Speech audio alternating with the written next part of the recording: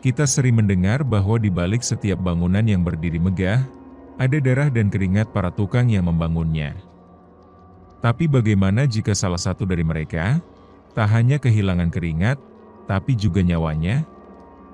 Dan bagaimana jika seseorang menutupi itu semua demi upah, demi reputasi, demi proyek berjalan? Ini adalah kisah tentang seorang mandor, yang hidupnya mulai diganggu oleh pekerjanya sendiri, yang seharusnya sudah mati sejak 2 minggu lalu. Bukan hanya dihantui, tapi diteror. Di tempat mereka pernah membangun, dan membunuh secara diam-diam. Inilah kisah, mandor itu bohong, tukang yang mati itu kembali ngaduk semen. Sebelum memulai kisahnya, pasang earphone-mu, biar horornya terasa lebih nyata. Kalau kamu suka cerita kayak gini, jangan lupa like, komen, subscribe, dan share ke teman-temanmu. Lorong Misteri selalu punya kisah yang siap bikin bulu kuduk merinding. Hujan deras mengguyur lokasi proyek bangunan itu sejak sore. Lumpur menebal di tiap sudut fondasi yang belum jadi. Tapi malam itu, Mandor Arif tetap duduk di pos pantau, menunggu laporan shift malam. "Pak, saya udah cek semua sisi, tapi saya lihat ada yang lagi ngaduk semen di pojok timur," ucap Yadi, salah satu tukang muda yang baru seminggu kerja. Mandor Arif menoleh pelan. Tatapannya kosong. "Ngapain kamu ngomong begitu? Di pojok timur itu kosong. Gak ada orang. Udah 2 minggu gak dipakai." Yadi mengernyit. "Tapi saya lihat, Pak. Dia pakai helm biru, baju rompi hijau. Badannya bungkuk. Ngaduk semen pelan banget, kayak orang kesakitan." Jantung Arif berdetak lebih cepat. Itu deskripsi almarhum Tono. Tukang tua yang 2 minggu lalu mati tertimpa besi cor, tapi kematiannya ditutupi demi proyek tetap jalan. Malam itu, Arif hanya diam. Dia ingat jelas betapa paniknya dia waktu itu. Betapa dia, bersama pemborong, mengubur jenazah Tono di lubang pondasi yang kini jadi kolom utama bangunan. Dan kini, seseorang atau sesuatu yang terlihat seperti Tono kembali muncul dengan tangan penuh adukan semen, menatap ke arah pos pantau. Seakan berkata, "Saya belum selesai kerja, Pak Mandor." Keesokan malam, hujan turun lagi. Mandor Arif kembali duduk di pos, tapi kali ini matanya tak tenang. Seperti ada beban di leher yang makin berat. Yadi datang tergesa-gesa, wajahnya pucat pasi. "Pak, saya lihat lagi." Dia muncul lagi. "Siapa?" tanya Arif pelan. "Tukang itu, Pak." Tapi tangannya panjang sebelah, kayak ditarik, tulangnya kelihatan, tapi masih ngaduk semen. Arif gemetar. Helaan napasnya mulai berat. Ia tahu itu bukan halusinasi. Itu Tono. Dan mayatnya dikubur tepat di bawah situ. Tiba-tiba lampu sorot di pojok timur menyala sendiri. Ada sosok berdiri, helm biru, tangannya menggenggam cetok, tapi gerakan tubuhnya kaku dan patah-patah. Lalu terdengar suara pelan, "Pak, adukannya kurang air." Arif menutup mulutnya. Hampir muntah. Itu suara Tono, suara yang sudah mati 2 minggu lalu. Yang harinya, para tukang mulai resah. Seorang pekerja bernama Darto tiba-tiba lari dari lokasi proyek, napasnya memburu, wajahnya penuh debu dan ketakutan. "Pak Mandor, saya dengar suara dari tong semen," katanya terbata. "Suara apa?" Arif berusaha tenang, padahal tangannya gemetar. Suara orang minta tolong, pelan banget kayak dari dalam adukan semen. Dia bilang, "Saya belum selesai kerja, jangan tinggalin saya." Arif membeku. Tong itu, Semalam memang dipakai untuk ngaduk di atas pondasi tempat mayat Tono dikubur. Malamnya, Arif mencoba memeriksa sendiri. Ia menyalakan senter, mendekat ke tong. Tak ada siapa-siapa. Tapi ketika ia menunduk, plok-plok, adukan semen di dalam tong tiba-tiba bergerak sendiri. Muncul gelembung, lalu suara lirih terdengar. "Pak, saya ikut lembur lagi." "Ya, kayak dulu." Arif tersungkur. Matanya berkaca Tono, benar-benar kembali. Dan ia tidak akan berhenti, sampai semua tahu kebenarannya. Pagi itu, seorang tukang bernama Rojak menghampiri mandor Arif dengan wajah panik. Tangannya memegang cetok, gemetar hebat. "Pak, tadi saya ngadu-adukan buat ngecor, tapi tiba-tiba cetok saya nyangkut, pas saya tarik keluar."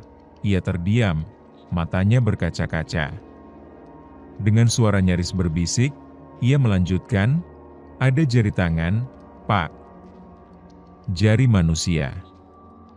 Masih utuh. Kukunya kotor, ada kulitnya kayak habis dikubur." Arif langsung pucat. Ia tahu itu bukan kebetulan. Sebab 2 minggu lalu saat Tono tertimpa besi dan nyawanya tak tertolong, ia dan 2 pemborong lain buru-buru menguburnya di lubang fondasi, tanpa melaporkan siapapun. Alasannya simpel. Kalau sampai viral, proyek ini mangkrak, semua orang bisa nggak digaji, tapi kini, satu persatu, bagian tubuh Tono muncul kembali, lewat semen yang mereka injak setiap hari. Dan rasa bersalah itu mulai menghantui setiap langkah mandor Arif. Malam Jumat, jam menunjukkan pukul 11 lewat. Lokasi proyek mulai sepi, hanya suara rintik hujan dan gemerisik plastik sisa semen yang tertiup angin. Mandor Arif masih di pos, sendiri. Ia menatap layar CCTV dengan gugup. Gambar sempat buram, lalu gelap. Klik. Semua lampu padam. Genset mati.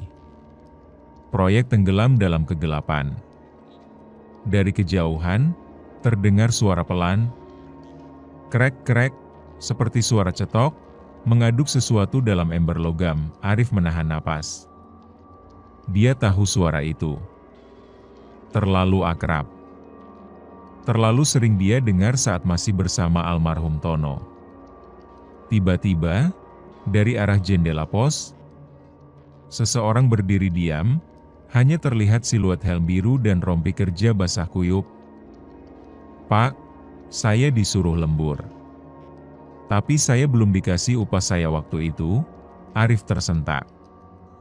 Itu bukan hanya teror. Itu tuntutan. Tuntutan dari seseorang yang dikubur hidup-hidup oleh kepentingan. Esoknya, mandor Arif mengumpulkan seluruh pemborong di ruang rapat kecil dekat mes tukang. Wajah mereka tegang, tak ada yang bicara banyak. "Saya rasa Tono belum tenang," ucap Arif pelan, menunduk. Pemborong Doni langsung menyahut, "Kita udah kubur baik-baik, Mas. Jangan lebay. Dia udah mati. Tapi kita gak pernah minta izin, bahkan ke keluarganya, dan kita bohongin semua orang." Tiba-tiba, lampu ruangan meredup. Pintu berderit sendiri. Semua mata melirik. Dan di luar jendela, terlihat jelas sosok Tono berdiri di antara bayang proyek yang basah oleh hujan. Masih pakai helm birunya, masih menggenggam cetok retak. Tono tak bicara, tapi sorot matanya seakan berkata, "Kalian rapat untuk proyek, tapi tidak pernah rapat untuk kematianku." Seketika, jendela pecah. Angin menerpa masuk. Aroma semen basah dan bau tanah busuk memenuhi ruangan. Arif terduduk. Suaranya gemetar. "Maaf, Ton. Saya salah. Saya tutupi kematian kamu, demi upah yang gak seberapa. Hari itu, proyek kembali berjalan. Tapi suasananya aneh. Para tukang bekerja cepat, ingin segera pulang sebelum matahari tenggelam. Tak ada yang berani lembur. Sore itu, tukang bagian cor, Pak Ujang, menemukan hal mengerikan saat memecah adukan kering yang retak. "Pak Mandor, ini apaan?" teriaknya panik. Arif berlari mendekat. Di balik retakan semen lantai, terlihat sesuatu, tengkorak kepala. Masih utuh. Tertanam di tengah cor. Ada rompi hijau kusam menempel di serpihan tulang, dan helm biru setengah pecah. Arif lemas. Kakinya tak kuat berdiri. Itu kepala Tono. Mereka tak pernah benar-benar memakamkannya dengan layak. Air mata Arif jatuh. Bukan karena takut, tapi karena sadar. Selama ini saya bangun proyek di atas orang yang saya bunuh dengan kebohongan. Dan sejak kepala itu ditemukan, setiap malam, Arif bermimpi tangan kotor Tono menutup wajahnya dengan semen panas. 3 hari setelah penemuan tengkorak itu, proyek dihentikan. Mandor Arif tak bisa lagi tidur. Bayangan Tono datang tiap malam. Tangannya yang berlumpur selalu menarik-narik kakinya dalam mimpi. Akhirnya, Arif mengambil keputusan.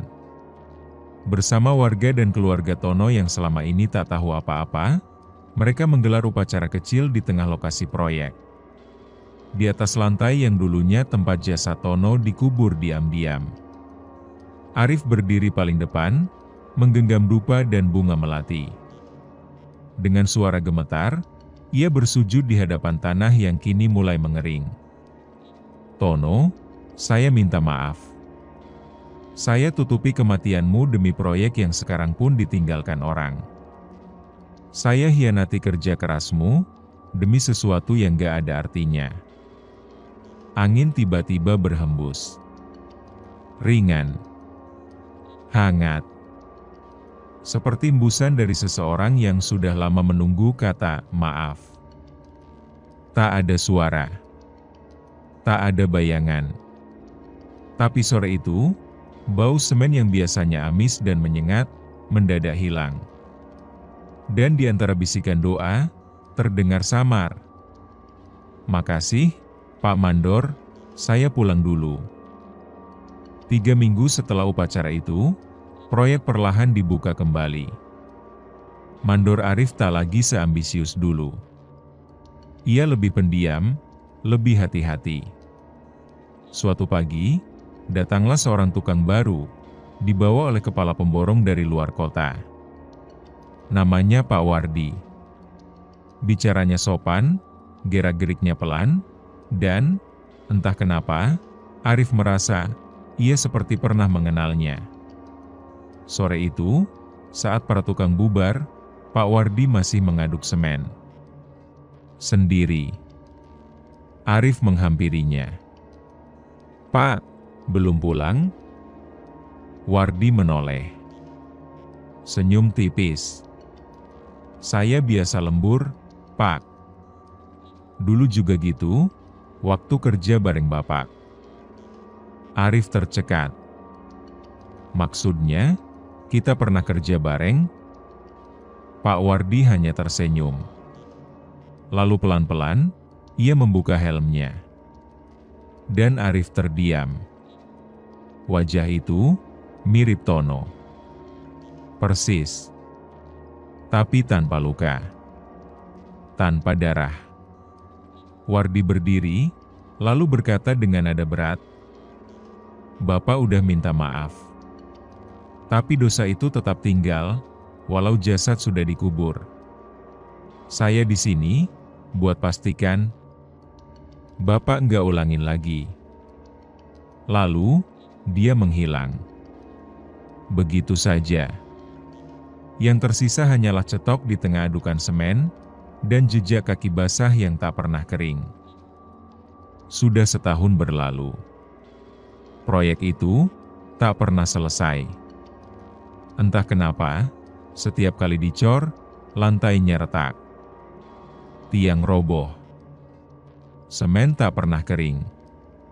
Tukang silih berganti, tapi semuanya selalu sakit atau pergi tanpa pamit. Mandor Arif kini tak jadi mandor lagi. Ia memilih jadi buruh harian biasa di proyek kecil dekat rumah. Wajahnya jauh lebih tua. Sorot matanya sendu.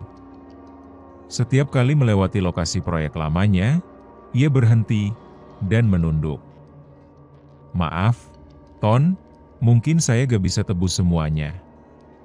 Tapi saya gak akan biarkan kejadian ini terulang lagi. Demi kamu, dan tukang-tukang lain yang cuma ingin kerja buat makan. Suatu malam, Arif duduk di teras rumah. Hujan turun deras. Dari kejauhan, terdengar suara cetok. Krek, krek, ia hanya menatap langit. Senyum tipis. Lanjutkan kerjaanmu, Ton. Tapi jangan sampai ada yang ketiban dosa lagi. Dan malam itu, untuk pertama kalinya, Arif tidur tanpa mimpi buruk. Karena akhirnya, ia belajar bahwa ketulusan dan tanggung jawab adalah semen paling kuat dalam membangun kehidupan. Pesan moralnya adalah, jangan pernah menutupi kesalahan dengan alasan pekerjaan. Karena dosa yang dikubur, bisa bangkit lewat cara yang tak pernah kita duga. Prime, terima kasih sudah mendengarkan kisah ini sampai habis. Jangan lupa like, komen, subscribe, dan share ke teman-temanmu. Lorong Misteri akan selalu punya kisah yang siap bikin bulu kuduk merinding, dan jika mau request judul cerita, silahkan komen di kolom komentar di bawah. Kami akan buatkan untuk kalian.